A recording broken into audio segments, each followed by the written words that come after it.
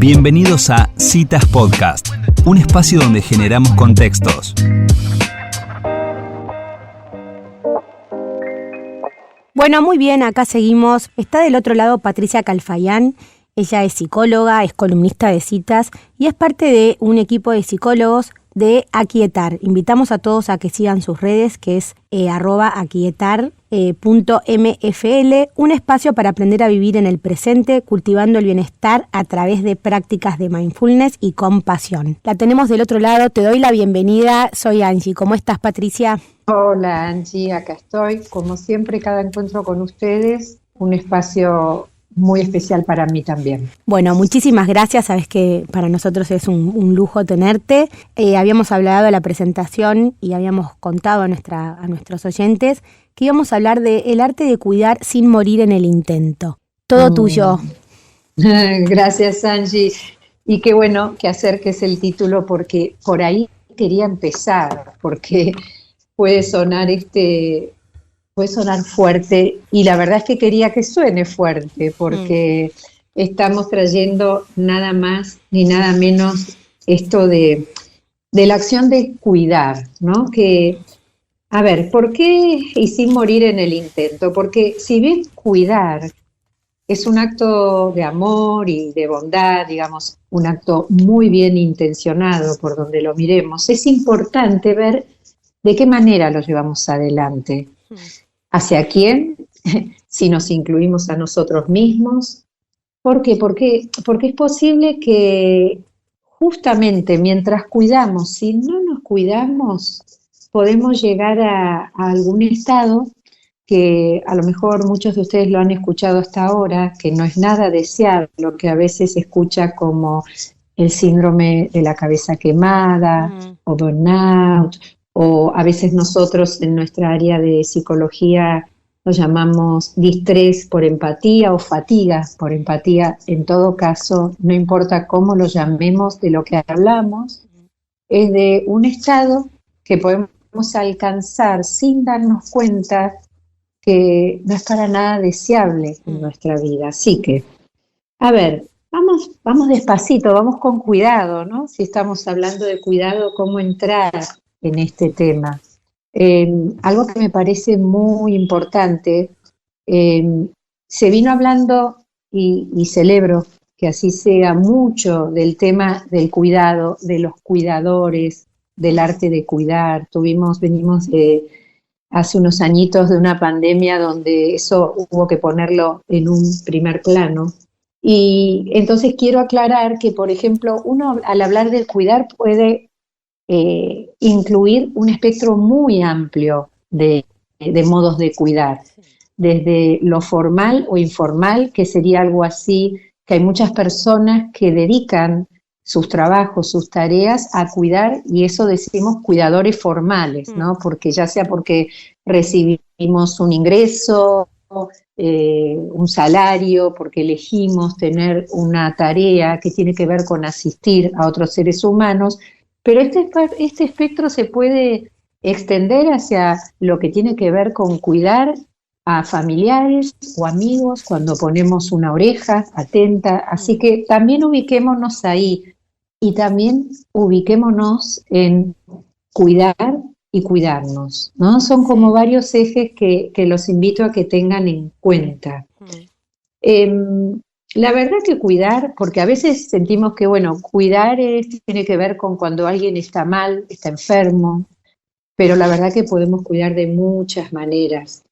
Básicamente podemos decir que cuidar es amar, es apreciar, es escuchar, es brindar algún tipo de bienestar, ya sea físico, emocional, a alguien.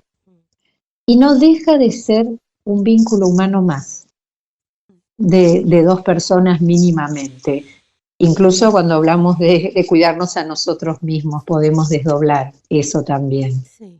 Y como vínculo humano que incluye a más de una persona o a nosotros mismos cuidándonos, está muy bueno comenzar por pararnos y preguntarnos, ¿qué nos hace que elijamos cuidar? O que elijamos cuidarnos. ¿Dónde nos ubicamos? Y vamos a ir por algunas preguntas, no sé qué les parece, Angie. Buenísimo. Les voy a ofrecer algunas preguntas para que vayamos buscando, rebuscando y buceando en cada uno.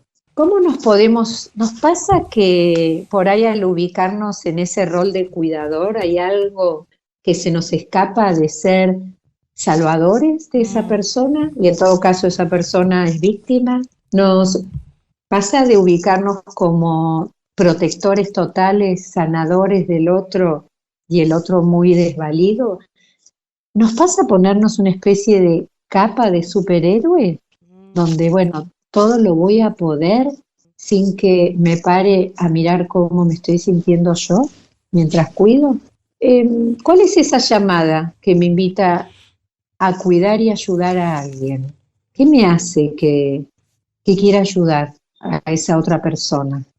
¿Y en qué lo puedo ayudar? Sí, Angie. Estas cosas, ¿no? También pensábamos acá con Elisa mientras que vos hablabas que, bueno, también puede ser en busca de cariño, ¿no? Que uno ayuda para sentir que bueno, que después le van a devolver con cariño eso, o, como vos decías, ser salvadora.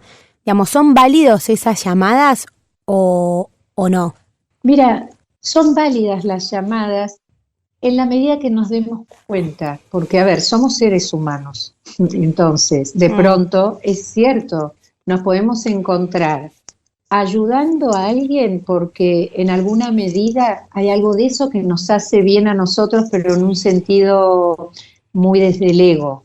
Eso Claro. nos puede pasar, pero si nos damos cuenta, porque yo diría que la pócima mágica es el darnos cuenta, porque nos podemos pescar ahí y eso, la verdad es que es lo que más nos caracteriza como seres humanos, encontrándonos, activando un vínculo humano en beneficio de nosotros mismos para tratar de reparar algo que no hemos podido reparar, pero el darnos cuenta es un montón, Angie. Sí. O sea que es válido que eso nos suceda, que nos demos cuenta y desde ahí la buena intención se va a poner en marcha. También algo que nos puede interesar es preguntarnos qué es lo que puede ayudar a esta persona, qué es lo que es de beneficio, y ahí tomo lo que vos decís, porque muchas veces se nos cuela el saber de antemano lo que esa persona necesita. Desde todos los lugares, traten de, en la medida de lo que cada uno lo sienta, me interesa mucho que cada uno se pueda ubicar, por ejemplo, habiendo cuidado o mientras está cuidando a algún familiar también, ¿no? Que nos pasa en ciertos ámbitos y cada uno puede como identificarse y ubicarse en los lugares que lo sientan propios. Eso es bien importante. Pasa que me ofrezco a ayudar y en todo caso imprimo lo que a mí me parece que tiene que ser o tengo la capacidad de ser un cuidador atento, una cuidadora atenta, sensible y empática como para que a lo mejor ayudar al otro sea simplemente escuchar. Eso es bien importante también. Es importante que la persona pida ese cuidado, digamos, uno cuida sin esperar, digamos, el primer paso sería que te pidan ayúdame con esto desde ese cuidado o cuidar sin que el otro te lo pida también es bueno, está bien, no sé si la pregunta está bien o está mal, pero digamos, ¿es un pedido que hay que hacer o no? A ver, la verdad que me gusta que traigas eso porque me hace pensar el cuidado que hay que tener frente a alguien que parece no necesitar cuidado, ¿no? Es cierto que si la llamada de quien necesita ayuda o ser cuidado es clara, es mucho más fácil, pero no, bueno, ahí más me gusta pensarlo como en primera persona, si es que somos capaces de dejar que nos cuiden. Claro. No se me ocurre algo así como forzar a un otro, si realmente no da señales, ¿no? De que sobre todo se me ocurre en el cómo en el cómo cuidarlo, porque por ahí sí necesita un cuidado, pero a nosotros nos aparece que es mejor cuidarlo de tal forma y por ahí no es la manera que el otro quiere o necesita, Exacto. ¿no? Más en el cómo. Exacto. Más en el cómo, exactamente. Y eso es parte de ser muy cuidadoso en esto, ¿no? Bueno, ¿qué es lo que está necesitando? Y regular eso que se va dando. Es como una danza al mismo tiempo y puede tener distintos ritmos. Y a veces me surge como el tango, ¿no? Que nos pisamos unos a otros porque me cuesta poder entender y comprender el ritmo que el otro espera que yo imprima. Uh-huh. Y algo muy interesante, a mí me encanta hacer esta pregunta cuando ofrecemos, nosotros desde Aquietar estuvimos muy presentes acompañando, por ejemplo, a médicos, enfermeras, cuidadores, voluntarios que estuvieron y que siguen porque son profesiones muy humanitarias, a estar muy atentos, ¿no? A cuidarse mientras llevan adelante esa tarea. Y una pregunta que me encanta y nos encanta hacer en las distintas propuestas que ofrecemos es, ¿qué te dijo o qué hizo alguna persona en tu vida que vos sentiste que te cuidó bien en algún momento de tu vida? Porque eso seguro que va a ser una información muy rica a la hora de acercarte a un otro, a cuidarlo. Patricia, ¿cómo estás? Elisa te saluda. Hola, Elisa. ¿Se puede cuidar a alguien que no pidió ser cuidado? Lo veo bastante relacionado con lo que Angie preguntó. Claro, ¿no? lo que pasa es que saliendo de toda la parte, digamos, de salud o sea, vamos a hablar de enfermeras y de médicas, porque hay veces que uno, desde su propio observador, cree que la otra persona necesita algo que la persona no manifiesta en voz alta y incluso rechaza, pero después por ahí, pensando en un hijo, por ejemplo, uno creyendo que lo conoce mejor, hace algo que cree que lo está cuidando. Y si la otra persona, o sea, es como muy finita la barrera de invadir el espacio del otro, ¿no? Muy, y ahí es una especie de instrumento, ¿no? Afinar, porque ya que traes el ejemplo de un hijo que por supuesto lo podemos pensar en distintas etapas vitales, en la adolescencia es todo un desafío querer ayudar y que esa ayuda sea aceptada. Es parte del mayor desafío en los adolescentes que además están tratando de distanciarse de los adultos. Pero volviendo a tu pregunta, yo creo que ahí es el desafío a acercarse, a ofrecer señales de ayuda que pueden ser muy sutiles y al menos dejar claro que uno está disponible. Claro, o sea, dejar la oferta abierta, digamos. Exacto. Bien. Porque esa persona, si uno eso lo pudo transmitir en algún lugar, sabe que uno va a estar. Entonces, aun cuando uno dice, pero ya lo sabe, volver a decirlo y muchas veces de manera sutil es muy bienvenido.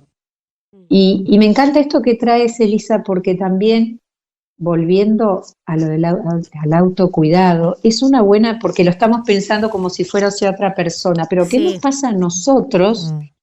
¿Qué nos pasa a la hora de por ahí necesitar ser cuidado y que no nos resulte tan fácil hacerlo saber? ¿Qué se nos pone en juego que no nos dejamos cuidar? ¿Qué pasa que salimos corriendo, que nos ponemos la capa de superpoder de cuidadores y a la hora de necesitar no damos señales? Y esto es bien importante porque es el camino exactamente para que, sin siquiera ser profesional de la salud, simplemente por cuidar a un amigo o a un familiar, nos quememos, ¿no? Y cuando digo nos quememos, lleguemos a un estado muy peligroso, un estado que la llamamos quemarse. Quien trajo ese término de quemarnos, de que los cuidadores nos podemos quemar, se toma de la industria aeroespacial, porque se usa como un término donde el recalentamiento de algunas piezas de los cohetes que falla porque se recalienta de tal manera que la máquina se rompe y nuestra maquinita humana se puede romper también. Y traernos serios problemas. Por eso, digamos, el título de hoy, ¿no? Cómo cuidar sin morir en el intento, porque nos pueden pasar cosas como el agotamiento emocional, es algo así como quedar en un estado de apatía total, donde no hay emoción que se manifieste, donde desconocemos la diferencia entre una emoción y otra, donde la frustración me gana, donde me pongo muy irritable, donde me despersonalizo, es decir, por ahí estoy cuidando a mi amigo, a mi familiar, a mí mismo, pero como de un modo muy deshumanizado, de hecho a veces hasta con hostilidad. Sí. Mm, Patricia, mm. ¿y qué le dirías a alguien que le pasó un poco esto y bueno, no sé, por ejemplo, pienso en una persona que acompaña a alguien en los últimos tiempos de su vida y después esa persona muere y bueno, y esta persona que cuidó tanto, digamos, este familiar o persona con el corazón, cómo vuelve a su vida, ¿no? Por ahí un poco despersonalizado por elección o porque, bueno, porque uno es lo que más quiere, los seres queridos. ¿Cómo se vuelve de esa entrega en este caso puntual, en que encima la persona se va, Ujú. a volver un poco a cuidarse uno mismo, ¿no? Mira, Angie, yo voy a darte esa respuesta desde lo que yo tengo la experiencia, de hecho, de trabajar con personas en el final de vida y sus cuidadores, pero antes me gustaría, porque se puede llegar a ese estado, pero se puede prevenir, ¿no? Antes de esto que vos bien decís que es como retomar la vida, es también dejarles cómo es cuidar y estar atentos al autocuidado para no llegar, ¿no? Claro, sí. Y eso es mucho de dejar de correr detrás de lo que tengo que hacer para poder parar a cada instante y ver cómo me estoy sintiendo. Otra es poder plantearme metas que sean adecuadas y posibles, ¿no? De lo que yo puedo ejercer como cuidador.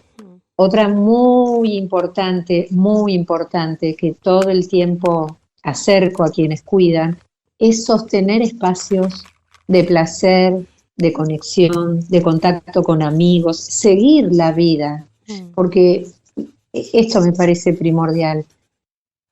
Muchas veces se instala la creencia, yo la siento como una creencia limitante, de que quien más cuida, quien más tiempo está, quien es un cuidador 24 horas, mejor cuidador es. Y por el contrario, quien no pausa, quien no vuelve a su vida normal en la medida de lo posible, porque hay casos y casos, la versión que le va a acercar a la persona que cuida no es la mejor versión. Así que bueno, habría muchas otras cosas, trabajar el tema de qué quiere decir ir por las actividades normales para poder volver, acudir a la red. A veces uno dice, no, es que nadie lo puede hacer como yo, y entonces es aprender a delegar, hacer red, mirar, y seguro que va a haber alguien que va a poder reemplazarme, ayudarme. Pero no me quiero ir de lo que vos estás preguntando en particular. ¿Qué pasa cuando, bueno, ese ser querido, esa persona ya no está más? Primero pasa algo muy llamativo, puede sonar muy obvio, y es que empieza a aparecer un tiempo disponible que gradualmente se había Claro. Que antes no visto, estaba. exacto, inundado por horas y horas, porque en general la tarea del cuidador se va instalando, por supuesto, dependiendo de qué tipo de cuidados uno provee, pero cuando los cuidados se hacen a largo tiempo y tienen que ver con cuadros muy críticos, puede ser mucho tiempo. Entonces, al volver es volver a reacomodar una agenda en la cual vuelva a una vida donde voy a seguir recordando. Obviamente todo esto da para el trabajo de duelo, pero Sí. volver despacito y gradualmente, ¿no?, a lo que es mi vida, porque es muy llamativo lo que se siente de una especie de tiempo que hay que reacomodar, como cuando uno dice volver a caminar, ¿no? Como algo así. Trabajar, a veces aparece mucho, estoy hablando en líneas generales, ¿no? Pero el tema de la culpa, según lo que haya sucedido, si, bueno, ya que trajiste este tema, digo, si la persona falleció, si yo estaba cerca en ese momento, si justo, la culpa, que es un sentimiento muy común en los seres humanos, se puede activar fuertemente en un cuidador, aun cuando haya dedicado mucho amor, que eso aparezca. Entonces eso es muy importante trabajar. También, bueno, se trabaja mucho sobre cómo fueron los tiempos de estar cuidando, traer un poquito, en la medida de lo posible y con todo cuidado, un poquito de humor, algunas situaciones que hayan, porque suelen suceder cosas también, incluso en situaciones muy críticas, que uno las puede recordar con una sonrisa. Tal cual. Bueno, Patricia, la verdad que nos quedaríamos mucho tiempo porque, bueno, todos hemos estado por ahí más o menos en esas situaciones. Qué importante es verlo también como prevención, ¿no? Un montón de cosas que podemos hacer antes. Por eso nos gusta tanto conversar con vos. Muchas gracias por estos minutos. Gracias a ustedes. Muchas gracias. Bueno, hasta la próxima. Hasta la próxima. Un abrazo. Adiós. Bueno, y con esta linda conversación que nos sigue invitando a reflexionar, así pasaba Patricia Calfayán en nuestra cita con vos. Citas, conversaciones para crecer.